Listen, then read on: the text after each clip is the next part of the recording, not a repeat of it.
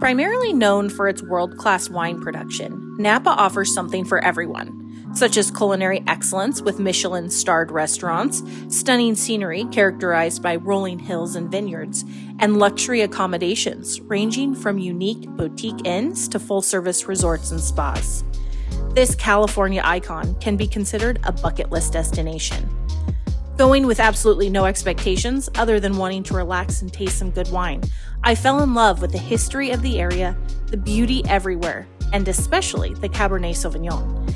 Let me share with you some of the things to do while in Napa Valley, along with some suggestions for a perfect weekend of wine tasting.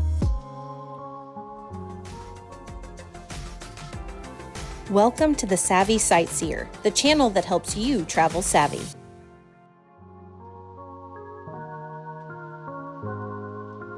First of all, let's talk about how to get to the Napa Valley. This was actually something I had to do a lot of research around, so I want to go ahead and give you my tips.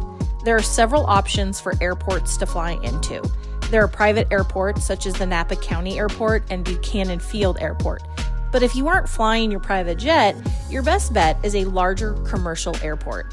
You can choose from a variety of them, such as San Francisco, Sacramento, Oakland, San Jose, or Sonoma County. But your best bet is going to be to fly into San Francisco, Sacramento, or Oakland.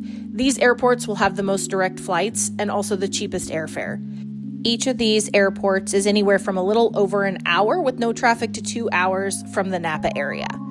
We flew into San Francisco and spent one night there exploring. You can check out what to do on my San Francisco video if you want to do the same. From there, you can rent a car or hire a car service, of which there are many, that can take you to the Napa Valley. We rented a car and it was perfect for us, allowing us to explore when we wanted. If you are driving from San Francisco and you enjoy beer, then you need to stop at Russian River Brewing. This brewery has been on my husband's bucket list for years. Russian River Brewing Company is famous for its world-renowned, award-winning IPAs, particularly Pliny the Elder and Pliny the Younger. This stuff actually will sell out in hours when they release it.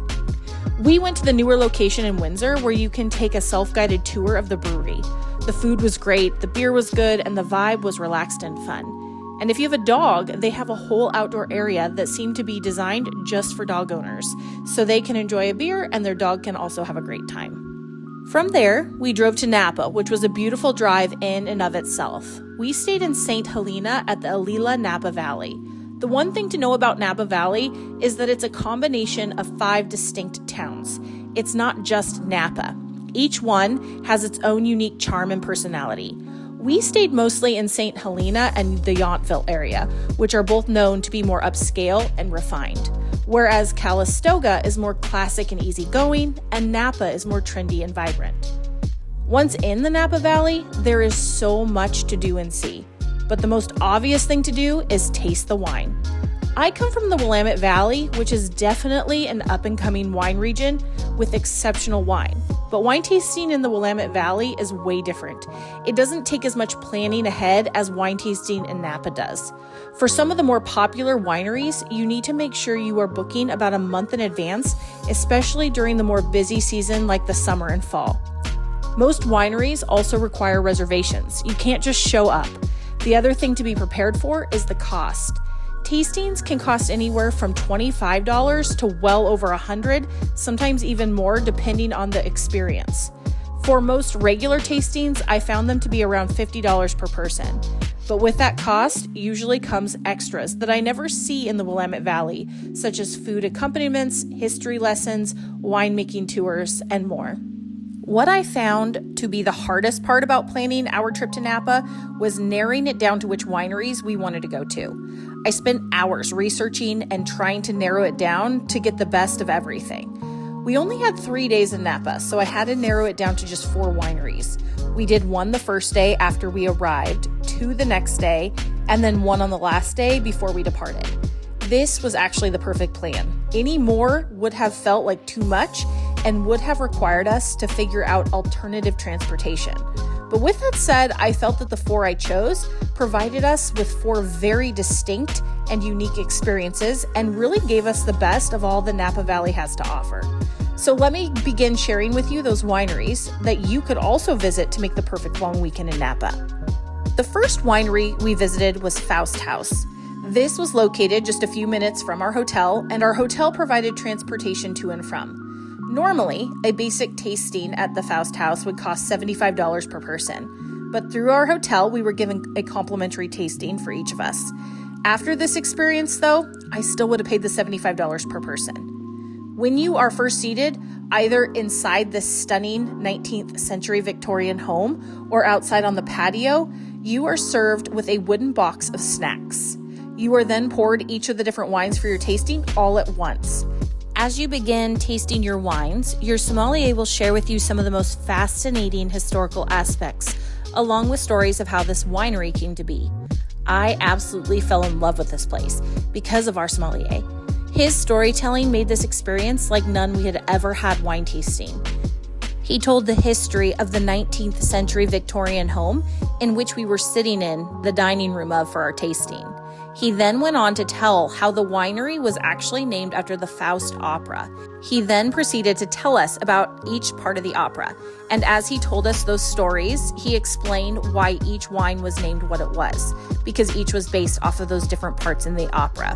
We were enraptured by story after story and left the Faust House with such a great appreciation for the historical aspect of winemaking and attention to detail that goes into the lore behind wineries. Encouraged by our sommelier to tour the house after our tasting, we wandered about this 19th century Victorian that has been transformed to also tell the story of the wine. Our favorite wine we tasted was the Syrah, which surprised us because we aren't actually Syrah people, or at least we didn't think we were. Visiting the Faust House was the perfect way to start our wine tasting adventure, and it got me very excited for the wineries that were to come and the experiences they would provide. I love being able to share with you all of my research, experiences, and tips I have learned while traveling. If you are finding this video helpful, I would love for you to subscribe to my channel, hit the like button, comment, and check the notifications for more savvy travel tips. I really appreciate your support so I can keep sharing with you all these savvy sightseeing ideas. On our second day in Napa, we started our day at Frog Sleep, which is located in Rutherford.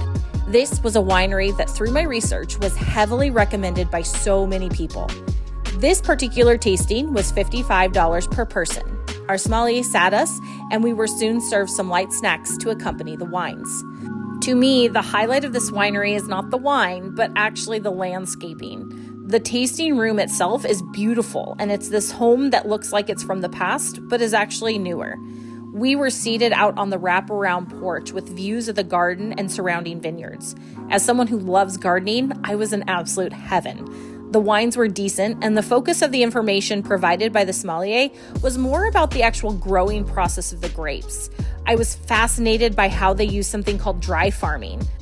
Dry farming is where they rarely water the grapes other than rainwater, and they don't use drip irrigation like most surrounding wineries. This forces the roots of the grape to grow deep, creating a unique taste from the soil those roots are deeply embedded in. After being served our last tasting, we were encouraged to take our glasses and wander around the property. The garden was in full bloom, and the views of the growing grapes and surrounding vineyards was breathtaking. This was actually my favorite part. Everywhere I turned, I found something new and beautiful. And if you're lucky, you might even have a special guest come visit you while you're tasting or follow you around the gardens. To me, this winery was the most simple, but also the most breathtaking of the wineries we visited.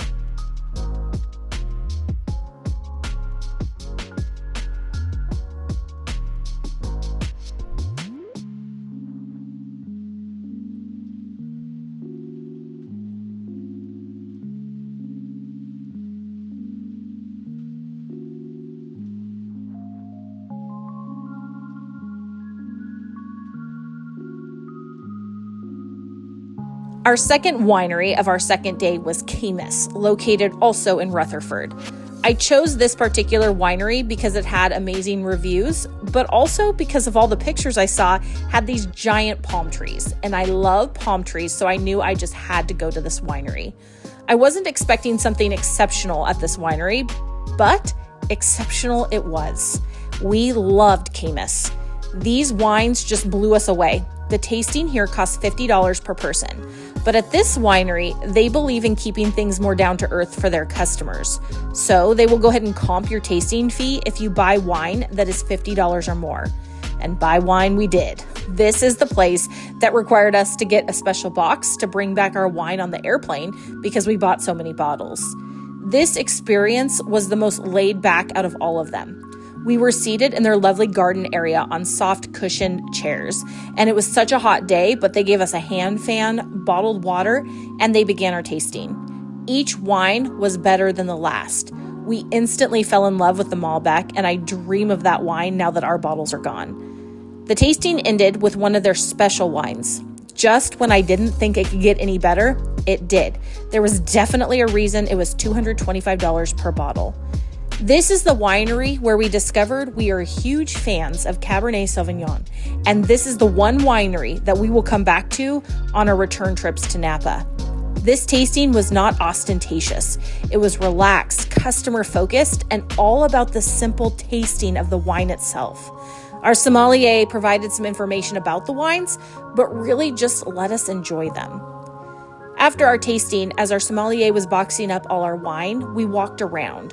We went inside and looked at all of their wine barrels displayed impressively in this dark room, along with all of their special bottles they have saved over the years. Amongst this giant room, other groups were having specialty tastings. It was such a spectacular sight as we stood in awe of barrel after barrel of wine. We were also given our tasting glasses as a souvenir to take home. This winery felt so personable and was our favorite. Side note, if you fly Alaska Airlines like we did, your wine flies free. So Camus packed it up for us and we were able to bring it home free of charge. For our last day in Napa, we tasted wine at Cakebread Cellars, which is also, again, in Rutherford. This last winery provided us with, again, a very different experience than we had with the prior three. We chose to do the classic Cakebread tasting, which was $50 per person. This wine tasting is one in which you get served your first tasting in the tasting room, then begin a walking tour of the winery. With each stop, you are served a new tasting. As you tour, you really learn about the winemaking process here.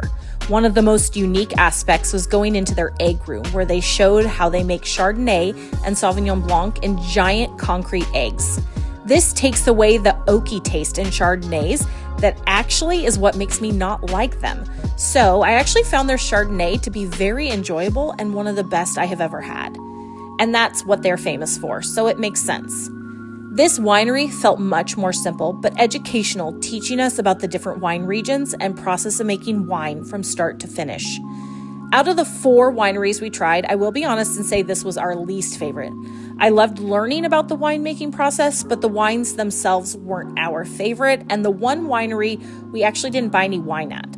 I know this winery is highly recommended and people love their wine, so that's just my personal opinion.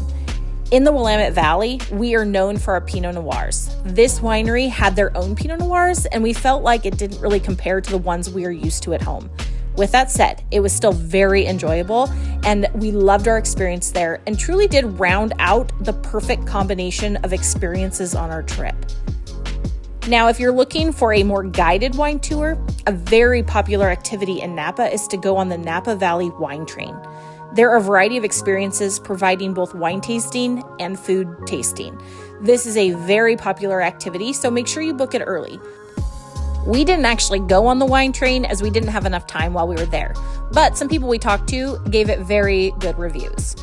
Another thing to do is to check out the actual town of Napa. It's such a cute town with more restaurants, a lot of different types of shopping, art galleries, and tasting rooms. We enjoyed walking around here shopping for souvenirs and grabbing a coffee in between our tastings.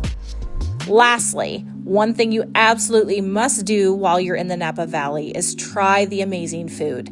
There are so many choices, and a video about some places to try will be coming soon. But what I loved about the places that we tried was not only that the food was exceptional, but the atmosphere is unmatched. Every place we ate at paid attention to details, not only with their food, but the location itself.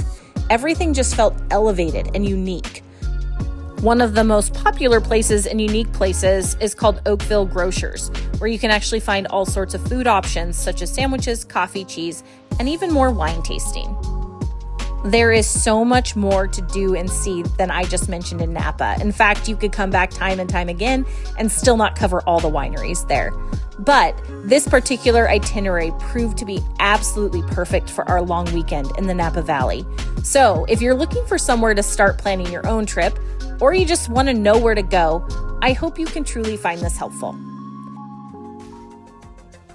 Thank you for joining me and letting me share with you about the best things to do while in the Napa Valley.